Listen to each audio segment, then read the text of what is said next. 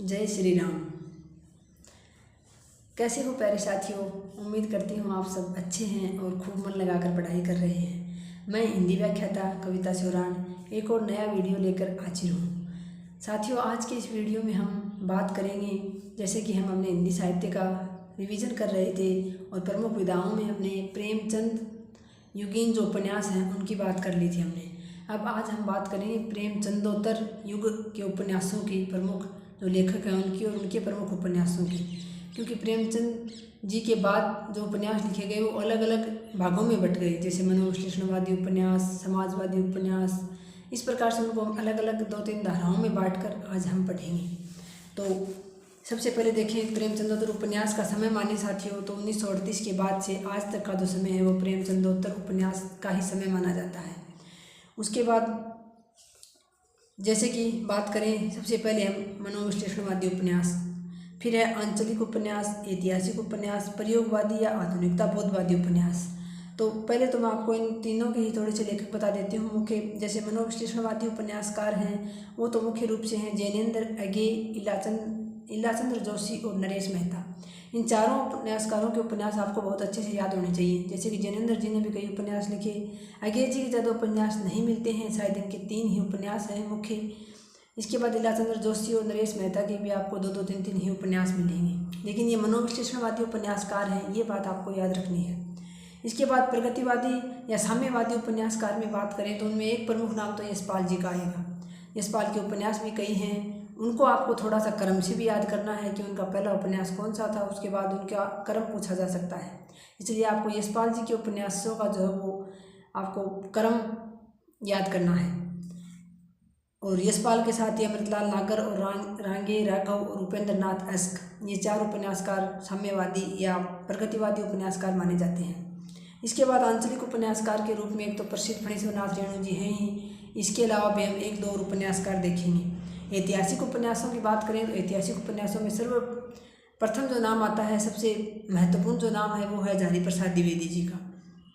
अब बात करें मनोविश्लेषणवादी उपन्यासकारों में, तो जिन उपन्यासों में सामाजिक एवं राष्ट्रीय समस्याओं की उपेक्षा करके केवल यौन वासनाओं को विषय बनाया गया है, वे उपन्यास मनोविश्लेषणवादी उपन्यास कहलाते हैं। यानी उन्होंने राष्ट्र, जो देश में या समाज में जो भी समस्याएं थी, जो भी उस समय की युगीन जो धारा बह रही थी, जैसा समाज था, उसके अकॉर्डिंग ना लिख के सिर्फ और सिर्फ यौन वासनाओं को विषय बनाया अपने लेखन का, उनको मनोविश्लेषणवादी उपन्यासकार कहते हैं। इनमें प्रमुख उपन्यासकार हैं सबसे पहले जैनेन्द्र जी, जिनके परख, सुनीता, त्यागपत्र, कल्याणी, सुखदा, विवर्ष, व्यतीत, मुक्तिबोध, तपोभूमि, दशार्थ, ये सारे के सारे उपन्यास आते हैं। जैनेन्द्र के उपन्यास नायिका प्रधान माने जाते हैं और जैनेन्द्र के उपन्यासों में वे फ्राइड की मनोविश्लेषण का स्पष्ट रूप से प्रभाव देखने को मिलता है। इसके अलावा इनका मुक्तिबोध उपन्यास जो है वो सर्वप्रसिद्ध भी है और उसको इसलिए भी प्रमुख हो जाता है कि उसको 1966 ईस्वी में साहित्य अकादमी पुरस्कार मिला था। और ये बात मैं आपको कई बार बता चुकी हूँ, जिन रचनाओं को कोई पुरस्कार मिला है वो रचनाएं तो आपको विशेष रूप से याद रखनी है। इसके बाद जैनेन्द्र जी को पद्म भूषण पुरस्कार भी प्राप्त हुआ है। जैनेन्द्र के उपन्यासों में स्वच्छंद यौन प्रवृत्तियों का चित्रण एवं स्वच्छंद परिणय अनुभूतियों का चित्रण देखने को मिलता है। और जैनेन्द्र को प्रेमचंद ने गोरकी कहा था, ये बात भी आपको याद रखनी है। गोरकी कोई प्रसिद्ध उपन्यासकार थे, उनके इसलिए इनको उपनाम दिया था प्रेमचंद जी ने जैनेन्द्र को। फिर है इलाचंद्र जोशी, जिनके प्रमुख उपन्यास हैं गरुणामयी, लज्जा, सन्यासी, पर्दे की रानी, प्रेत और छाया, जिप्सी, मुक्तिपथ। ये इनके प्रसिद्ध उपन्यास हैं इलाचंद्र जोशी जी की। इनका सबसे प्रसिद्ध उपन्यास है सन्यासी। इसी उपन्यास में सबसे पहले इनके द्वारा मनोविश्लेषण आत्मक जो पद्धति है वो अपनाई गई थी। इसके बाद आगे हैं इनके प्रमुख उपन्यास हैं शेखर एक जीवनी, जिसका प्रथम भाग 1941 ईस्वी में प्रकाशित हुआ था उत्थान नाम से। द्वितीय भाग है संघर्ष नाम से, 1944 ईस्वी में प्रकाशित हुआ था और इसके नायक जो है वो शेखर हैं और नायिका शशि हैं। नायक और नायिका ये आपको फर्स्ट ग्रेड सेकंड ग्रेड के लिए याद नहीं रखने हैं इनके पात्र, आपको सिर्फ उनकी प्रकाशन का जो वर्ष है वो और उसके लेखक का नाम और उपन्यास याद रखने हैं। ये प्रकाशन जो अन्य अंदर के पात्र हैं ये तो हमारे अगर 1-2 उपन्यास कहानी कुछ जोड़ी गई है पाठ्यक्रम में तो उसी के हमें याद रखने हैं, बाकी के हमें सिर्फ उपन्यास और उसके लेखक का नाम और थोड़ा और याद करेंगे तो बस उसके प्रकाशन वर्ष की जो तिथि है वो याद रखनी है। नदी के दीप 1951 और अपने अपने अजनबी 1961 इनके 3 ही प्रमुख उपन्यास हैं। शेखर एक जीवनी, नदी के दीप और अपने अपने अजनबी। ये आपको तीनों क्रम से याद रखने हैं। पहला है शेखर एक जीवनी, दूसरा नदी के दीप और तीसरा अपने अपने अजनबी। इनके उपन्यासों में अस्वाभाविक एवं असामाजिक यौन समस्याओं का चित्रण किया गया है। इनके शेखर एक जीवनी को अत्यधिक आत्म केंद्रित उपन्यास एवं प्रकाशमान पुच्छल तारा भी कहा जाता है और फ्लैशबैक पद्धति पर इनका ये लिखा गया था। इसके अलावा आपके लिए एक प्रश्न है कि फ्लैशबैक पद्धति पर सर्वप्रथम हिंदी में कौन सी कहानी लिखी गई थी। ये प्रश्न आपके लिए है। आप मुझे बताओगे कि फ्लैशबैक पद्धति पर आधारित हिंदी की प्रथम कहानी कौन सी है। आपको हिंट दे दूँ तो आज तक की सबसे अच्छी कहानी भी मानी जाती है और हमारे पाठ्यक्रम में भी वो शायद 2nd ग्रेड में है, शामिल भी है। फिर है नरेश मेहता प्रमुख उपन्यासकार। उनके हैं डूबते मस्तूल, नदी यशस्वी है, ये पथबंधु था, धूमकेतु, एक श्रुति। ये इनके प्रसिद्ध उपन्यास हैं। इनके उपन्यासों में भी आगे की तरह अस्वाभाविक एवं असामाजिक यौन प्रवृत्तियों का वर्णन किया गया है। तो ये जो 4 उपन्यासकार हैं आपको ये तो रखने हैं। मनोविश्लेषणवादी उपन्यासकार आपको याद रखने हैं, जैनेन्द्र, इलाचंद्र जोशी, अगेय और नरेश मेहता। इसके बाद बात करते हैं प्रगतिवादी उपन्यासकारों की। जिन उपन्यासों में दलित वर्ग, शोषित वर्ग एवं मजदूर किसान वर्ग की समस्याओं का चित्रण किया गया वे प्रगतिवादी उपन्यास माने जाते हैं। इन उपन्यासों में वर्तमान समय की राजनीतिक, सामाजिक एवं आर्थिक समस्याओं का प्रमुखता से चित्रण किया गया था। प्रमुख प्रगतिवादी उपन्यासकारों में सबसे पहले आते हैं यशपाल जी। इनके प्रमुख उपन्यास हैं दादा कामरेड, देशद्रोही, दिव्या पार्टी कॉमरेड, मनुष्य के रूप, अमिता, 12 घंटे, झूठा सच, तेरी मेरी उसकी बात। ये इनके प्रमुख उपन्यास हैं। यशपाल ने अपने उपन्यासों के प्रकाशन के लिए विप्लव नामक पत्रिका का भी संपादन किया था। इस पत्रिका में इन्होंने अपने उपन्यासों को प्रकाशित करवाया था। झूठा सच यशपाल का सर्वप्रसिद्ध उपन्यास माना जाता है। ये उपन्यास भारत विभाजन की त्रासदी पर आधारित है। इसको 2 भागों में विभाजित किया गया था, वतन और देश का भविष्य। खासतौर से जो भारत और पाकिस्तान के जो विभाजन की त्रासदी पर लिखे गए उपन्यास हैं उनको भी आपको मैंने तो एक जगह 4-5 जो भी 5-6 उपन्यास हैं प्रमुख हैं भारत विभाजन की त्रासदी पर आधारित, उनको मैंने अलग से लिख रखा था। आपको भी वो अलग से लिख लेने चाहिए क्योंकि जो चीज़ अलग होती है उससे ज़्यादा प्रश्न बनते हैं। तो आपको ये तो याद रखना ही है, झूठा सच जो है वो भारत विभाजन की त्रासदी पर आधारित है, यशपाल जी का उपन्यास।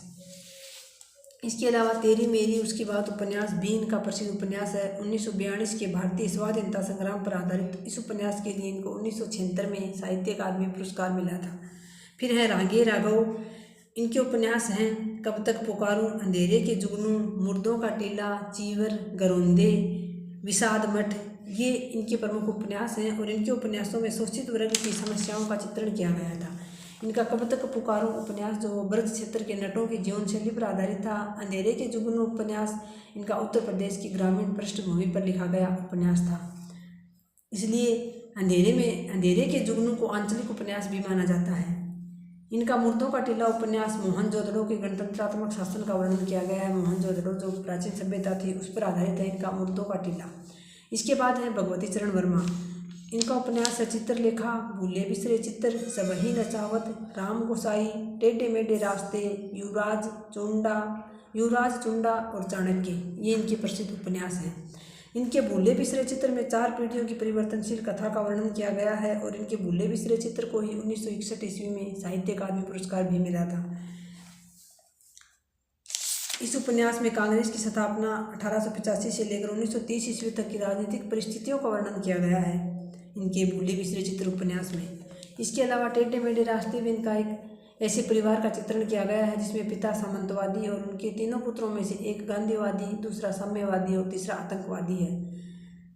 ये थे भगवती चरण वर्मा। इसके बाद आते हैं अमृतलाल नागर। इनके प्रमुख उपन्यास हैं महाकाल, सेठ बांकेमल, बूंद और समुद्र, शतरंज की मोहरें, सुहाग के नुपुर, अमृत और विष, एकदा नैमिषारण्य, नाचो बहुत गोपाल, मानस का हंस, खंजर नयन, बिखरे तिनके, अग्निगर्भा। ये इनके प्रमुख उपन्यास हैं। ये भी आपको याद रखने हैं अमृतलाल नागर के। जैसे अमृत और विष इनका बहुत ही महत्वपूर्ण उपन्यास माना जाता है, तो अमृतलाल नागर से अमृत और विष ये तो वैसे याद रह जाएगा। इसके अलावा इनका मानस का हंस और खंजर नयन हिंदी के 2 बहुत ही प्रसिद्ध कवियों के जीवन पर आधारित हैं। तो आज का आपका दूसरा प्रश्न ये है कि मानस का हंस किसके जीवन पर आधारित इनका उपन्यास है और खंजर नयन किसके जीवन पर आधारित उपन्यास है। ये भी आप बताएंगे मुझे कमेंट बॉक्स में। इसके बाद बूंद और समुद्र भी इनका सर्वश्रेष्ठ उपन्यास माना जाता है। 1956 में प्रकाशित इस उपन्यास को बूंद को व्यक्ति का और समुद्र को समाज का प्रतीक माना गया था। इनके ये उपन्यास आपको अमृतलाल नागर के 4-5 उपन्यास तो बहुत अच्छे से याद करने हैं, जैसे महाकाल, बूंद और समुद्र, अमृत और विष, सुहाग के नुपुर, मानस का हंस और खंजर नयन। इनका ये तो इसका उत्तर हो जाएगा, आगे की 2 लाइनें नहीं बोलूँगी। अमृत और विष रचना के लिए 1967 ईस्वी में इनको साहित्य अकादमी पुरस्कार एवं 1970 ईस्वी में इसी रचना के लिए इनको सोवियत लैंड नेहरू पुरस्कार भी प्राप्त हुआ था। उसके बाद उपेंद्र नाथ हस्क। उपेंद्र नाथ हस्क के प्रमुख उपन्यास हैं सितारों का खेल, गरम राख, गिरती दीवारें, शहर में घूमता आईना। इन्होंने अपने उपन्यासों के प्रकाशन के लिए भूचाल नामक पत्रिका का संपादन भी किया था। इसके बाद ऐतिहासिक उपन्यासकारों में बात करें तो हजारी प्रसाद द्विवेदी जी हैं, जिनकी प्रसिद्ध उपन्यास है बाण भट्ट की आत्मकथा, चारू चंद्रलेख, पुनर्नवा, अनामदास का पोथा या ऐथरेक के आख्यान। अनामदास के पोथा का ही दूसरा नाम है ऐथरेक के आख्यान। बाण भट्ट की आत्मकथा इनका प्रथम व प्रसिद्ध उपन्यास माना जाता है, जिसका विशाल भारत पत्रिका में प्रकाशन हुआ था। इसके बाद है विष्णु प्रभाकर जी, प्रमुख ऐतिहासिक उपन्यासकारों में, जिनके उपन्यास हैं ढलती रात, निशिकांत, सौपन मई, तट के बंधन, अर्धनारीश्वर। अर्धनारीश्वर जिनका प्रसिद्ध उपन्यास है, जिसको 1993 में साहित्य अकादमी पुरस्कार भी प्राप्त हुआ था। उसके बाद है उदय शंकर भट्ट, सागर लहरें और मनुष्य, नए मोड़, लोक परलोक, शेष है शेष, एक नदी दो पंछी। ये इनके प्रसिद्ध उपन्यास हैं उदय शंकर भट्ट जी की। इनको पद्म विभूषण पुरस्कार भी मिला हुआ है। और इनको आपको सागर लहरें और मनुष्य और एक है एक नीर दो पंछी, ये प्रमुख उपन्यास आपको 2 तो याद रखने ही हैं। इसके बाद आंचलिक उपन्यासकारों में बात करें तो फणीश्वर नाथ रेणु जी आते हैं, जिनका प्रसिद्ध उपन्यास महिला आंचल 1954 ईस्वी में प्रकाशित हुआ था, जिसको प्रथम आंचलिक उपन्यास भी माना जाता है। पृथ्वी परिकथा, दीर्घ तपा, जुलूस, कितने चौराहे, कलंक मुक्ति, ये सारे इनके उपन्यास हैं और इनको सर्वश्रेष्ठ आंचलिक उपन्यासकार माना जाता है। इसके बाद नागार्जुन हैं, ये भी आंचलिक उपन्यासकारों में आते हैं, जिनके उपन्यास हैं बलचनामा, बाबा बटेश्वर नाथ, वरुण के बेटे, कुंभीपाक, दुखमोचन, रतिनाथ की चाची, हिमालय की बेटियां। ये नागार्जुन के प्रसिद्ध उपन्यास हैं। इसके बाद श्रीलाल शुक्ल हैं, जिनके उपन्यास हैं राग दरबारी, सोनी घाटी का सूरज। ये इनके 2 प्रमुख उपन्यास हैं। इसके बाद शैलेश मटियानी जी हैं, इनका एक ही है 52 नदियों का संगम, एक प्रसिद्ध उपन्यास है। तो ये तो हो गए साथियों समाजवादी ऐतिहासिक उपन्यास, मनोविश्लेषणवादी उपन्यास, साम्यवादी उपन्यास। इसके बाद आधुनिकता बोधवादी उपन्यास और बच गए। आज का वीडियो लंबा हो गया है, इसलिए हम एक छोटा सा और वीडियो इस पर और बनाएंगे आधुनिकता बोधवादी उपन्यासों के साथ साथ मैं उसमें आपको और कुछ प्रमुख उपन्यास बताऊंगी, जिनको साहित्य अकादमी या कोई पुरस्कार मिला हुआ है, जो आपके लिए बहुत महत्वपूर्ण है। तो आज के वीडियो में इतना ही साथियों, मिलते हैं नेक्स्ट वीडियो में। धन्यवाद। जय हिंद, जय भारत।